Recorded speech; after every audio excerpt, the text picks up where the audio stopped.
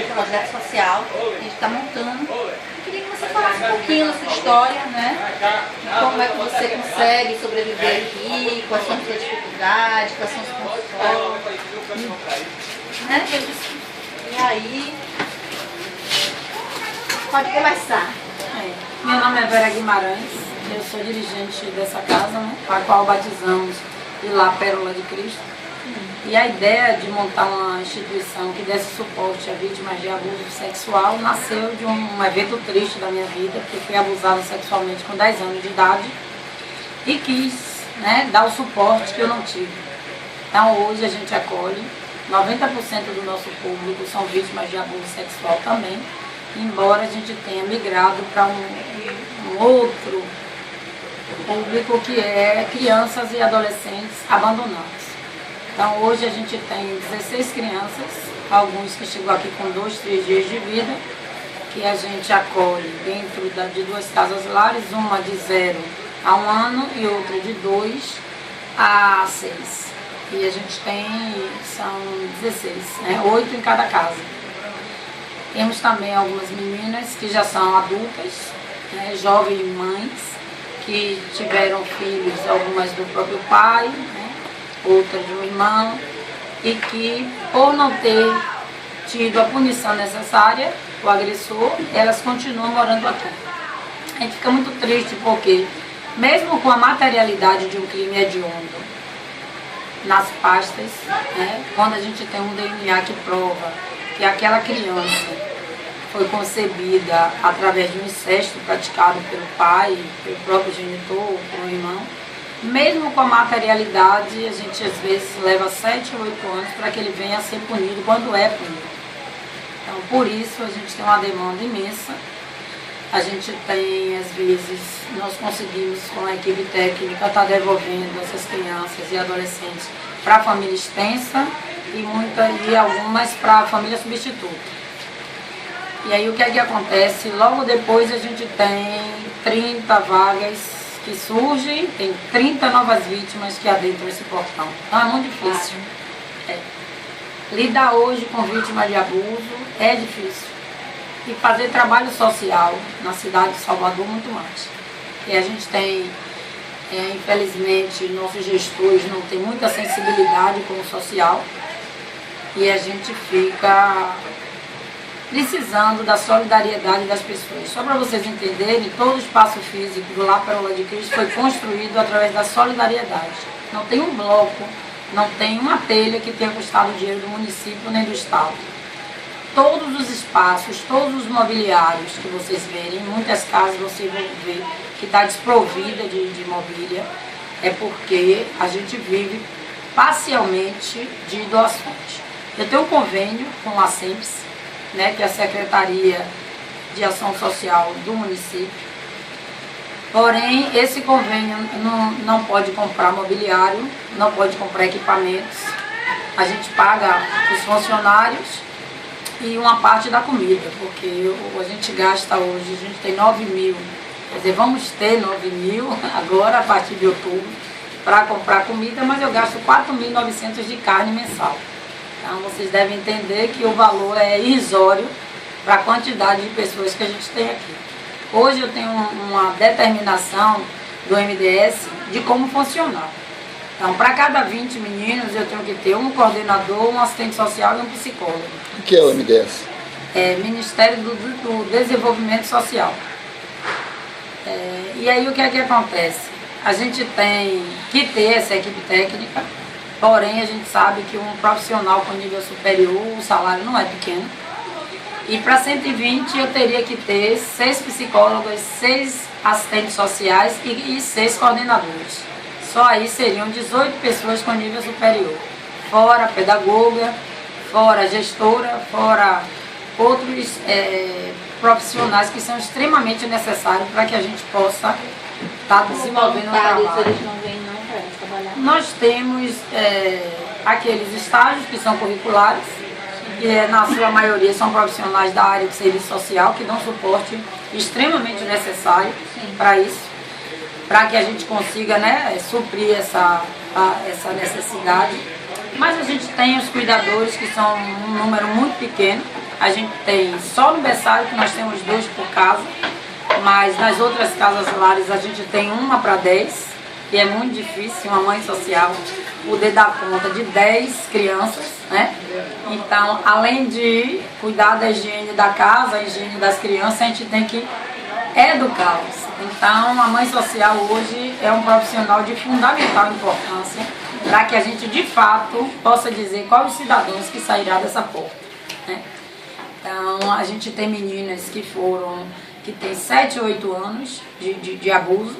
Não é fácil você fazer com que elas voltem a acreditar, né? Voltem a confiar, porque quem agrediu é quem deveria proteger, que é o pai, é um padrasto, né? É o irmão. E muitas vezes, para minha tristeza, com a anuência da genitora. Porque a maioria dos casos que a gente tem aqui são inúmeros. A gente começou a trabalhar prestando esse serviço de acolhimento em 2000, então eu tenho 14 anos. E a gente já acolheu muito mais de 500 vítimas de abuso. E dentro de 500 vítimas de abuso, eu posso te assegurar que 2 estão na cadeia. Tiveram, né? Um que fez 2 filhos na própria filha e um outro que fez um filho na irmã. Mas e os outros? Que eu tenho menina que tem um filho do irmão, e o irmão maior com uma menina de 14 anos, e é registrado, inclusive, a criança no nome dos 2. Então, é desumano, é monstruoso, e a gente fica se perguntando, num país como esse, onde a impunidade campeia, por que o número é alarmante? Porque quem deveria ser punido de imediato era o agressor. Infelizmente, se inverte os papéis, né? São casos como essa que acolhem a vítima, quando a vítima, nesse momento, precisava era do colo da mãe, do beijinho da avó, né? Para minimizar essa dor. Deixa eu lhe interromper um minuto e lhe perguntar o seguinte, depois dos 18 anos, como é que faz essas pessoas, essas que são acolhidas aqui? Aí fez 18 anos, e agora? Eles deixam de ser adolescentes, deixam de ser protegidos pelo Juizado da Infância, deixam de ser protegidos pelo Ministério Público da área da infância, mas eles não deixam de ser problemas do Lar Pérola de Cristo, né? Então, como nós somos uma ONG, e abaixo de Deus, eu coordeno essa casa, e por ter sido vítima, vim de uma família muito humilde, a gente passa por cima do que esses órgãos da infância determinam e continuamos acolhendo. Então eu tenho um menino de 19 que está fazendo a casinha dele, porque a gente pôde, aqui em uma ocupação perto, conseguir 5 terrenos. Então eu tenho alguns que estão construindo a casa deles, só que devagar, porque o máximo que você consegue para quem tem baixa escolaridade é uma vaga no Jovem Aprendiz, onde eles recebem meio salário mínimo. E no mais a gente fica tentando sensibilizar padrinhos, para que alguém entenda que um menino de 18 anos, ele não se autossustenta por ter completado 18 anos. E quando a gente tem a dificuldade de receber uma menina de 16 anos, que não tem nem registro de nascimento, ou que é primário, seria fantasiar dizer que em 2 anos a gente vai empoderar elas o suficiente para que elas se autossustentem. Então a gente faz às vezes campanha para um grupo de pessoas que visitam o abrigo, cada um que pode doar alguma coisa, cimento, 1000 blocos, e dessa forma a gente tem conseguido construir algumas casinhas para que a gente, dando mais um tempo mais para que esse menino possa ter um emprego fixo, ele possa se autossustentar. As crianças, já os adolescentes, elas frequentam a rede de escola regular?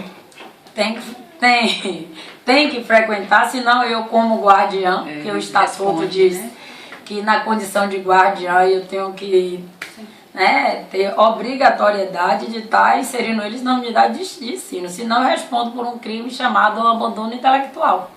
Então, fora isso, a gente tem muitos passivos. Como é que a gente hoje sobrevive no Lar Pérola de Cristo? Trabalhando em rede.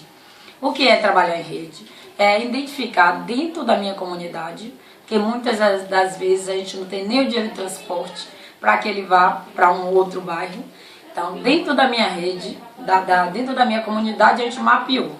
Então a gente tem escolas próximas, onde os meninos vão andando.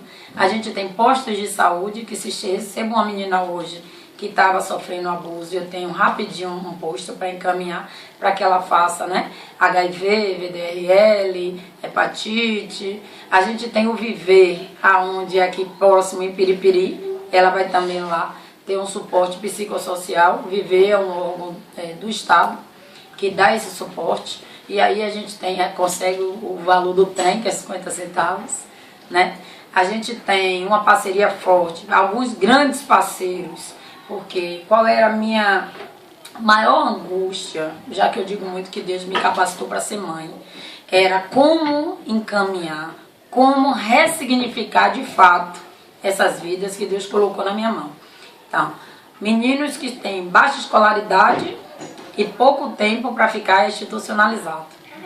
E aí a gente foi e abusou, Ministério Público do Trabalho, e conseguimos com algumas procuradoras a inserção deles nesse projeto Jovem Aprendiz.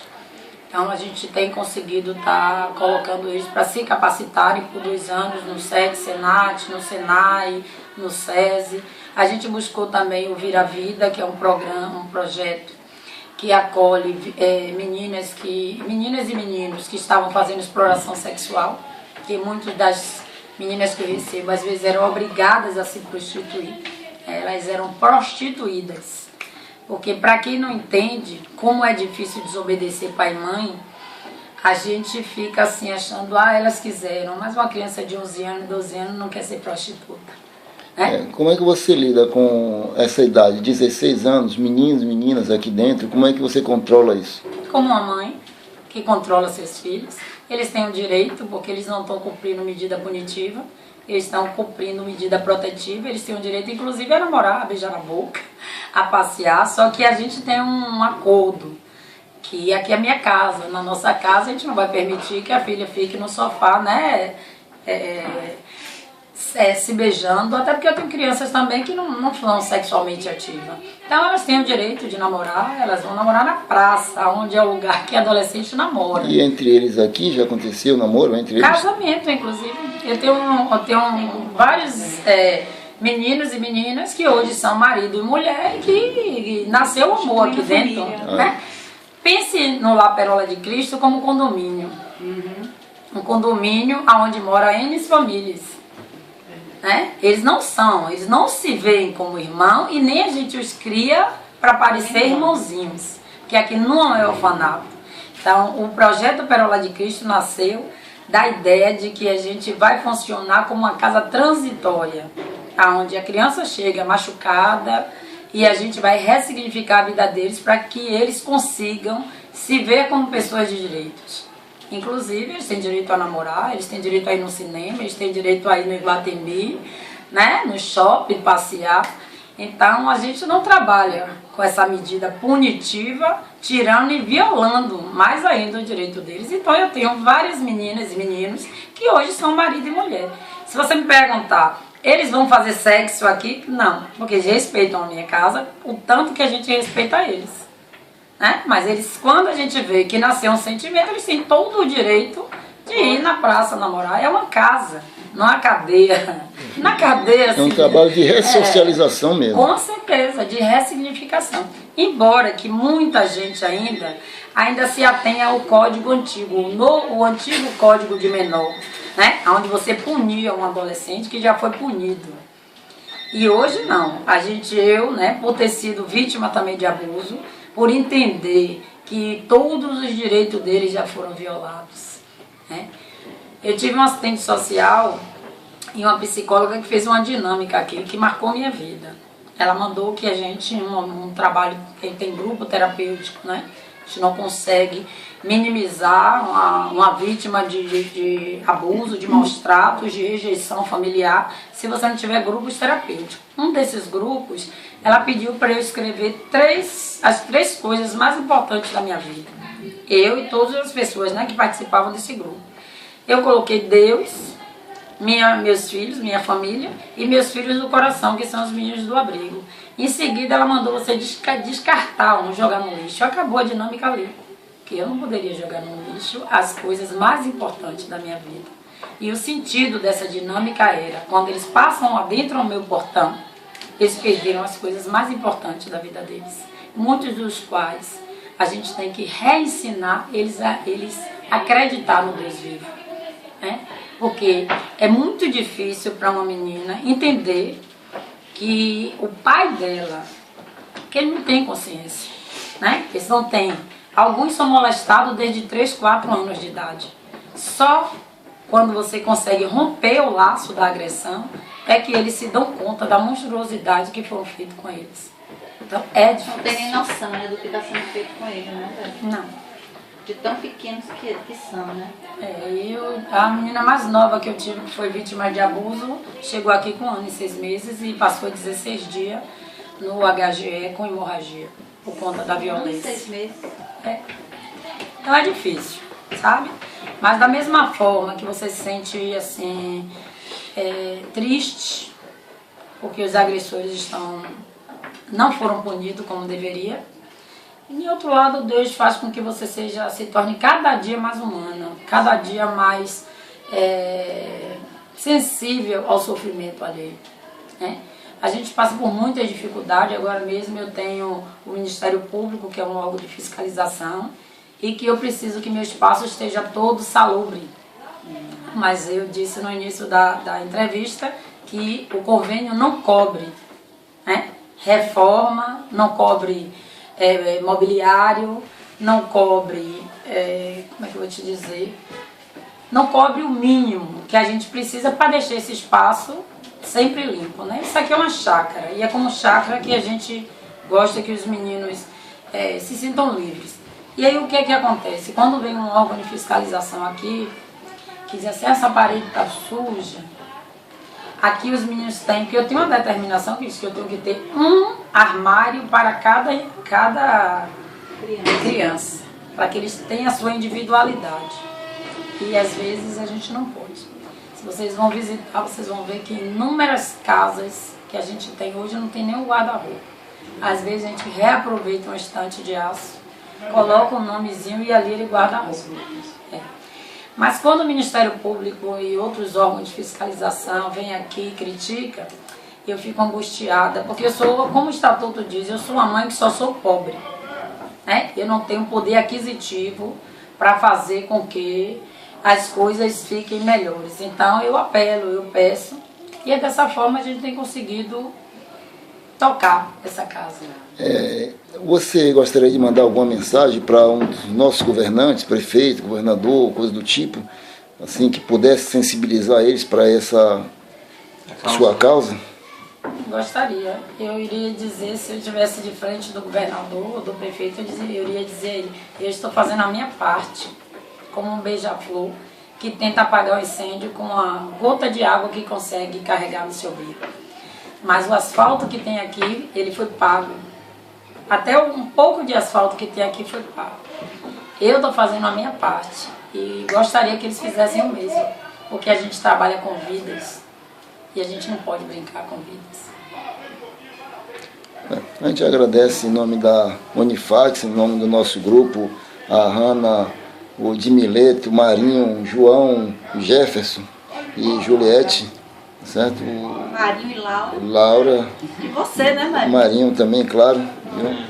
A gente agradece em nome de todos. Tá ok? Muito obrigado. Obrigada a vocês. Obrigada.